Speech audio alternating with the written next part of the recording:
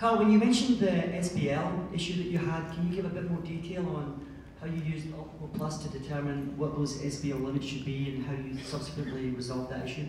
Sure. Let me first state what the prior condition was. So the concept was for statistical bin limits that we would look at the 3 sigma distribution for a population.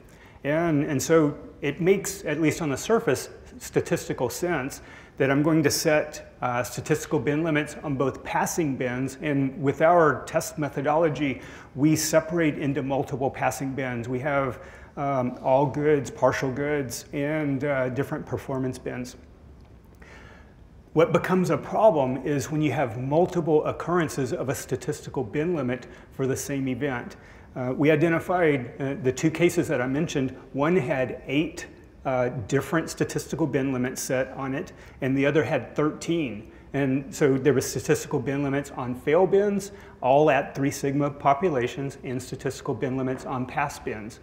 Well, when you look at the crossing function of, if I have 8 opportunities to fail a statistical bin limit on a wafer, and I stop the lot, I put the lot on hold for any single wafer fail, that means I've got 25 events that allow violating one of those 8 statistical bin limits, you start reaching a probability that every lot's going to fail. And that was the problem that we saw as we were doing exclusive bin limit definitions as opposed to inclusive, taking into consideration other bins.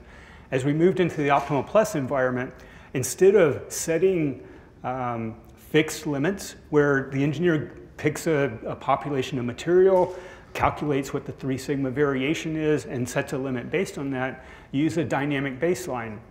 And with OptimalPlus, the engineer doesn't have to define a specific limit. They don't have to say, if my scan fallout increases above 8%, I trigger.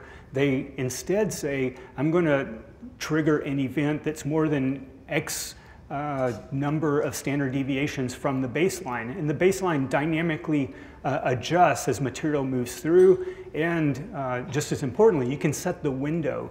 And the window tells you how aggressive do I need to be. By aggressive, I mean, am I trying to address one lot that violates? And that would be kind of an extreme rule. You want something that has to be a large delta to occur. Or am I just collecting information? I'm trying to detect a drift. And I want to see, okay, if I use the last 10, no more than 3 lots, or no less than 3 lots, no more than 10 lots to set the limit, or do I set a large baseline? I want to look at the last 100 lots or something like that to set my limit. So by using the statistical approach of a baseline and delta from baseline, we're able to better integrate the movement of these separate bins within each other. What is meant by dirty data, and why do you think, what's so unique about AMD's data set that you think it's dirty compared to the rest of us? Boy, that could be a really long answer. I'll try to state it briefly.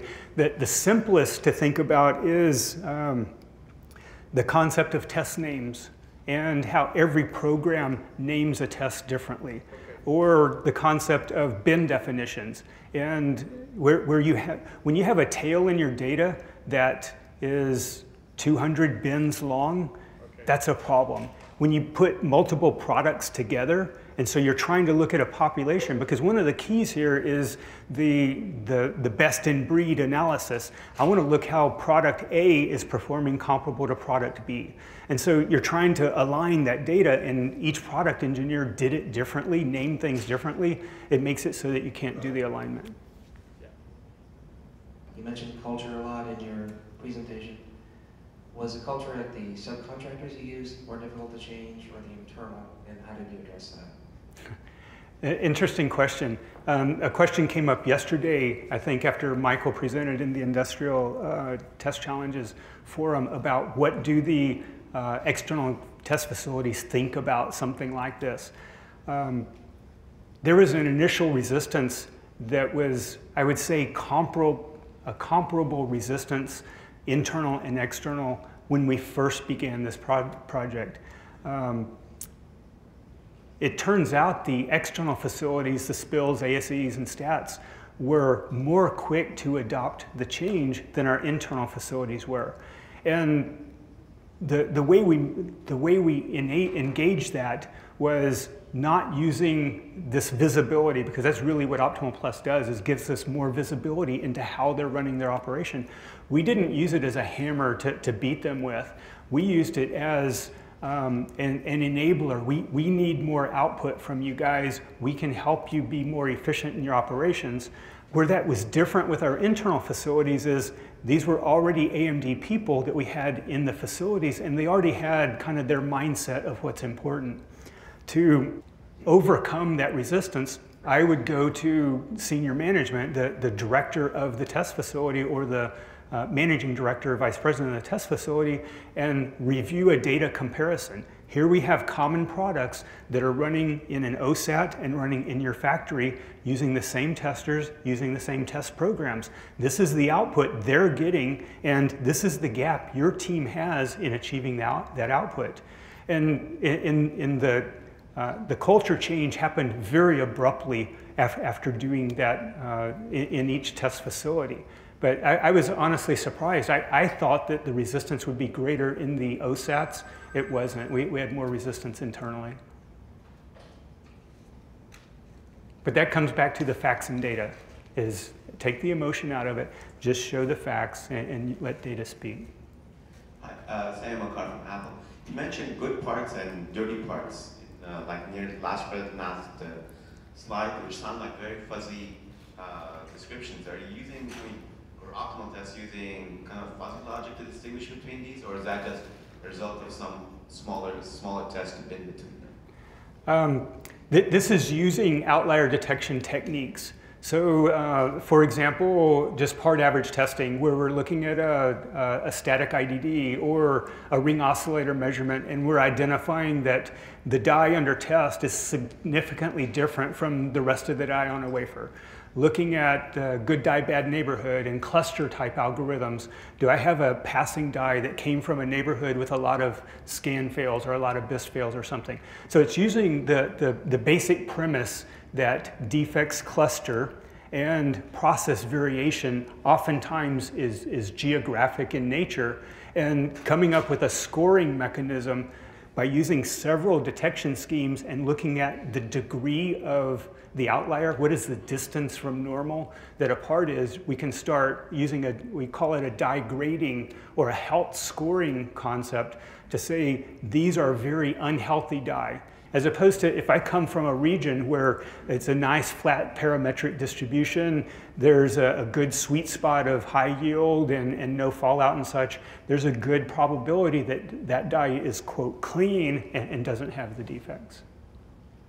Going back to a couple of charts you were showing, where product A and product B, gross test time and net test time, they were, the gap was getting closed. Can you elaborate a little bit on what are the mechanisms driven by optimal test or OptimalPlus? Sure. Some of the things that we identified, one of the biggest contributors that was a total surprise was the handler configuration on our testers. So at final test specifically, we use a 4-head handler to save expense, to save money. We were utilizing those 4-head handlers in a 2-head configuration. The reason for this being that we took a little bit of a throughput hit in that 2-head configuration relative to 4-head, but we saved a ton of maintenance time, both repair and maintenance time and saving the cost of repairing the chucks. Well, what we didn't understand was happening is when there was a handler error, maintenance would disable one of the chucks and the chuck was never re-enabled. So we were seeing these index times that would run, you would see a typical index time of maybe the typical being 2 seconds, but suddenly there would be a step function and it was taking 13 seconds of index time. Nobody noticed this as it wasn't measured by any of our internal systems.